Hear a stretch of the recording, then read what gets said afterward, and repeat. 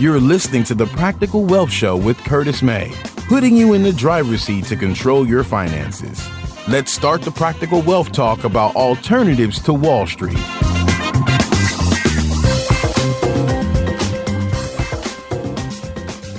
Here's part 2 of our wealth interview. To listen to part 1, check out the previous podcast episode. All right. Hey, everybody. Welcome to the Practical Wealth Show. I'm excited to have a special guest on the line, Mr. Jimmy Vreeland of Joint Ops Properties. And what we're going to talk about today is his favorite subject. Mine is cash flow. His is real cash flowing with real estate. And so that's, when I do these talks, guys, I'm here to learn as much as I'm pulling out information from you all. So I'm really excited to be able to share his wisdom with you all. Say hi to my listeners, Jimmy. Hey, everybody. And my favorite subject is cash flow, Curtis. I just think the easiest way to get it through real estate. People don't want to take on the additional risk of using leverage and actually owning the house themselves. If they, generally if someone's 55 and over, they don't want to sign on to an asset for 30 years. So they work with us by just lending us money. We don't go to banks. We go to private lenders when we need to acquire a property. So if you have excess cash sitting around inside a life insurance policy or inside a self-directed IRA, you would lend the money to us and we pay you 8% interest for a 2-year term. That's great. That's nice and simple. Yeah, I always say, if I was running a fund in Wall Street and everybody was making 8%, I'd be a hero. Right, exactly. And it's cash flow. And then you get your money back. Yeah, then you get all your principal back. And then I don't like calling it a security because it's not, and we don't follow under SEC regulations. But name another investment that if the market tanks, you're going to actually get something in return. If we have another real estate crash, and it would have to be real estate Armageddon to affect us in St. Louis, so if I default on the loan you gave me, if you default on a bond, a company goes out of business on Wall Street and defaults on their bonds, what does the investor get? Nothing. Right. Thanks for trying. With us, you're going to get 1,000 square foot, 3-bedroom, 2-bathroom house that there's a high probability someone is going to have need of that house. So almost worst case scenario, you'll have a real asset that you own that you're lending to that somebody else would want. Right. And so your option then at that point would be to sell it off to another investor, or then you just hire a management company and start managing it yourself. Right. What are are there any downsides to this situation that sounds like that's the worst case scenario, but just playing devil's advocate for people that are listening. Yeah, that would definitely be a pain in the ass if you're not an experienced real estate investor. Right. But it wouldn't be as big a pain in the ass as a publicly traded company goes out of business and you own stock or a bond. Right. So I guess it's a less bad scenario. It's still not good, but less bad. Right. At least you're not wiped out. The thing is, you have to go into these things, and I always tell people, listen, you have to do due diligence. You need to make sure that, you need to make sure you have reserves, and so, which we'll talk about, I want to talk about next, of where's the best place to store that cash. So you don't want to use your last dollar for anything. So this is money that you want to generate. You've got money. You don't want to just sit around doing. Because see, money. What happens is one of the things that we teach with the 7 principles of prosperity is flow. One of the things I love you're saying that I always tell people. You can't. What did you say? You can't eat. Can't eat equity. You can't eat net worth. Right. And you can't eat net worth. That's what I always say. I say you can't eat net worth. So people say I know people net worth of $1 million that broke as hell. They can't rub 2 nickels together in terms of cash flow. Whereas you live with cash flow, you travel with cash flow. I don't care if the property goes to zero. If people pay their rent, you're still getting paid. Is that right? Yeah, we buy the houses at 40 to 50% of retail value. And so if the market gets cut in half, we don't care. And then we really don't care as long as the tenant's paying their rent. Right. And in the area where you work, then you look at the demographics of jobs, of growth of the area, the landlord friendly laws, that type of thing. Tell me a little bit about when you're looking at an area, what you're thinking about. So I might have been, me and Bob, my partner, we might have just been lucky by being born in St. Louis, but this place is cash flow heaven. It's not like California or Florida or the East Coast where we're in a boom right now and everything's appreciating. There's definitely some appreciation there, but we don't get excited about it, and we don't really care. And we'd be more nervous if prices were rising, because then our purchase prices are higher. And so, which cuts into our cash flow. So we're strictly, all we do is look at the cash flow. St. Louis has a lot of properties in that demographic we're looking for, between 50 and 120,000, with that good, hardworking people want to rent and eventually own. So the St. Louis just it just hides in plain sight. I can't really give you these macroeconomic demographics why it's a great city. Okay. But you grew up there, and people are working, and somebody always needs a place to live. Yeah, I mean, it's not Silicon Valley, but it's also, I want to say it's not Detroit, but I got a bunch of friends who do the same thing we do in Detroit, and Detroit's a good cash flow market right now. I've heard that. Okay. And so tell me this: we have the same philosophy on where to store cash, and we both believe in using permanent insurance, whole life insurance, and some people call it cash flow banking, becoming your own banker. We call it the private reserve strategy, but it's all the same thing. How were you introduced to that, and how do you feel that helps you all as business owners and real estate investors? So I was introduced to it listening to a podcast, a Mike Dillard podcast. I forget who was on it. But it stayed in the back of my mind, like, a private bank. And, as a real estate investor, the people I have to kind of haggle with the most are bankers. And I'm like, it sure would be nice not to have to work with them anymore.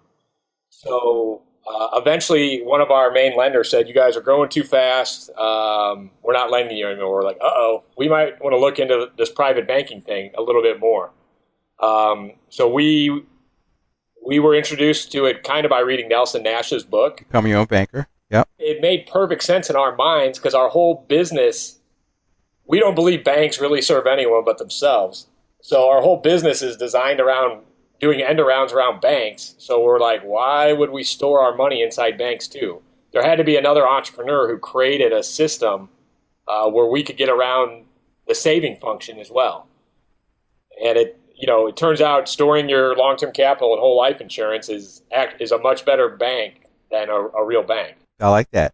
And so now, because we talk about, I talk about insurances, you can create velocity through simultaneous use, because it's insurance, because everybody's going to die, so it's not like you're going to get out this alive, but you have access to the money, usually 3, 4, 5 times what banks pay, and then you can collateralize it to go do something else with it. So it's kind of like an and one. It's like you can do this, and it's not a either or prospect, it's both.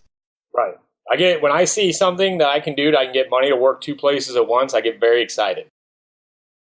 You know how Kiyosaki talks about buying real estate just like playing Monopoly. You get 4 greenhouses and a red hotel, right? So in my mind, a life insurance policy is the same thing as a house. It doesn't have toilets and water and kitchens.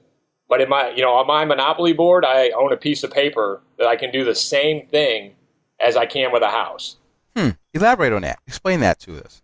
A life insurance policy is just like a house. It has the 4 pillars of wealth. It appreciates, it cash flows, I can use leverage, and it has tax advantages.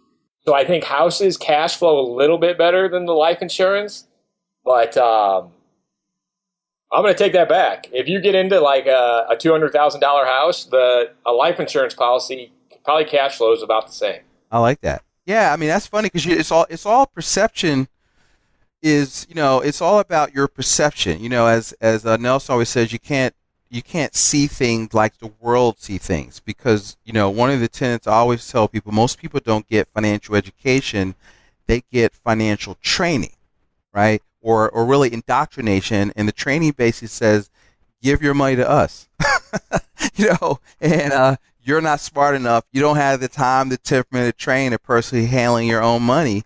And I tell people that's nonsense. I mean, 2 + 2 is 4, and it's not much more complicated than that. I think a lot of people on Wall Street and a lot of financial planners don't have the time, temperament, or education either. I know. I always tell people my risk tolerance is zero. I always go back to, I was reading this book. Well, as a matter of fact, I heard it quoted, and I went and looked at the book to make sure I wasn't misquoting it, called The Intelligent Investor by Benjamin Graham, who was Warren Buffett's mentor.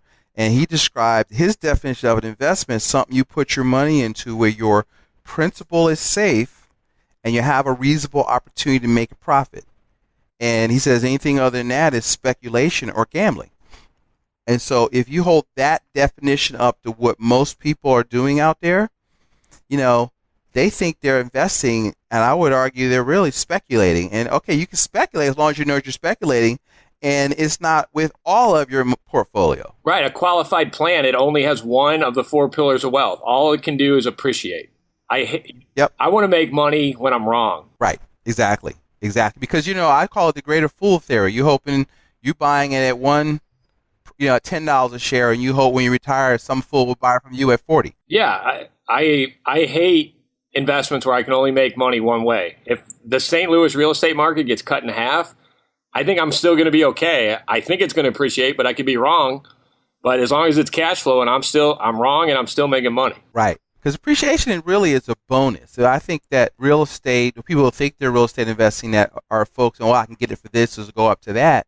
I think you're not reinvesting, you're speculating. Right. Like we don't flip because flippers are speculators. Right. That's what I was telling somebody. I said, flipping is really not investing. It's a business. So you need to operate it more like a business and not think you're investing. I mean, you should do that. But, if you want to get out the rat race, that's a function of cash flow. Yeah, because it's hard to get out of the rat race in flipping. You could have 3 successful flips and make $100K a pop, but that $100K is only going to last so long. You're going to have to do it again. Right. As good as your last flip or until the money runs out. You got to go back and keep working and run crews and, yeah, absolutely. It's a good place for my listeners to find out a little bit more about you guys and your company. I know you guys do a lot of education. You have a really active YouTube channel. Tell us about what you want them to know. You can go to jointopsproperties.com to kind of look at our website. It's not the best website. Our YouTube channel is a lot more robust, and I would just search Joint Ops Properties. And the reason it's called Joint Ops is because when the Army and Air Force gets together for an operation, it's a joint operation. Okay, I like that. Because your Bob is from the Air Force. But we talk a lot. We talk a lot about bagging on Wall Street and a lot about infinite banking. Because when we did see that concept, we were like, it can eliminate our risk and take our business to a whole nother level. Right. Nelson says it's like flying a plane and having a tailwind at your back. Once you get it going, everything you do gets better because you got a tailwind. And so you want to, you got to be one of the things I always tell people, and I know y'all get this also, is that you need to have two businesses. Whatever you do to generate cash flow or money to run your household, and you need to be in the banking business so that you can finance your life or whatever you do, because 35 cents for every dollar you spend is going to debt to somebody else. And so if you can recapture that, you're halfway to the winning circle.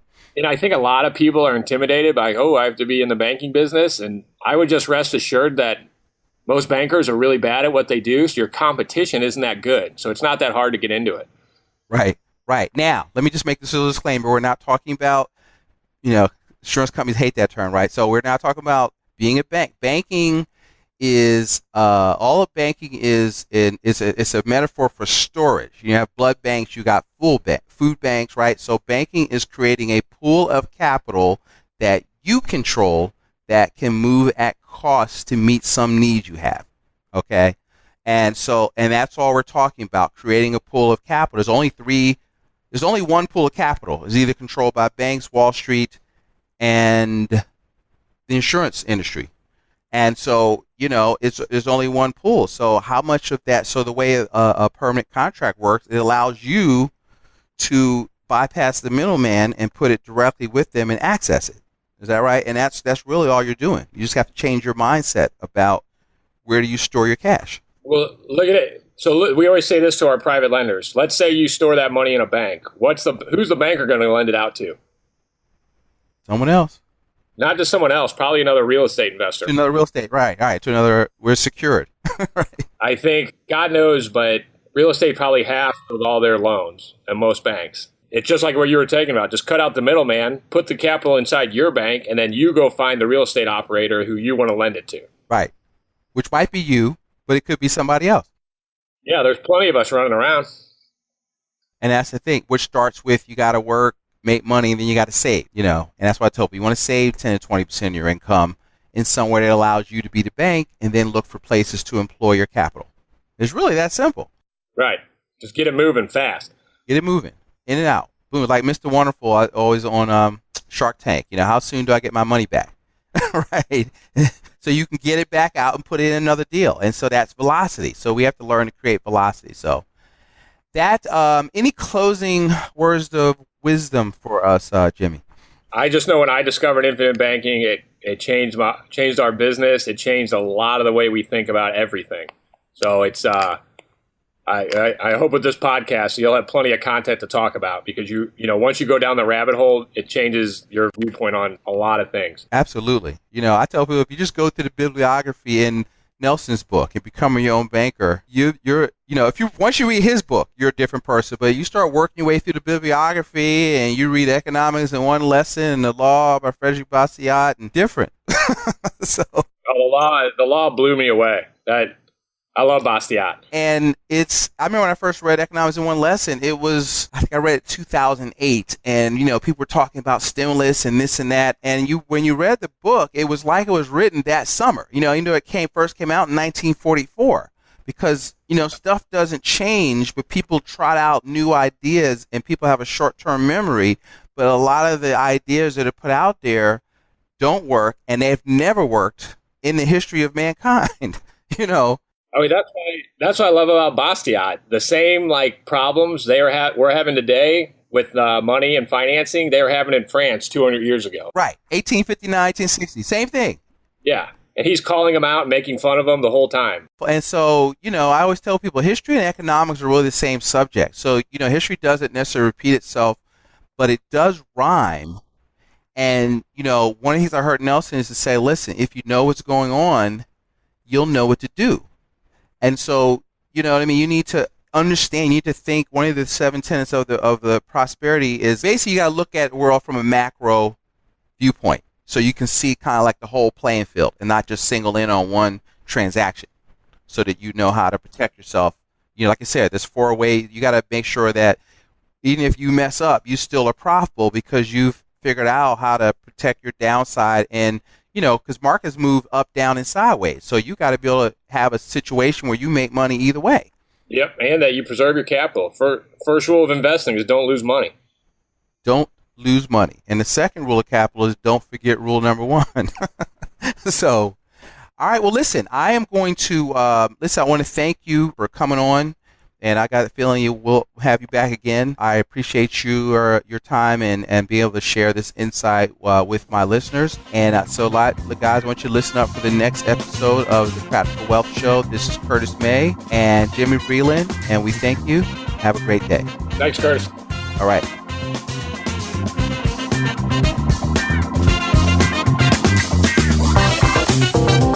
Thanks for listening to Practical Wealth. To access the show notes and resources, go to practicalwealthshow.com. To get your questions on the show, go to practicalwealthshow.com.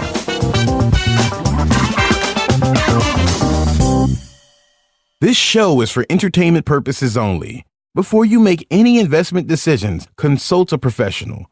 This show is copyrighted by Practical Wealth. Written permission must be granted before syndication or rebroadcasting.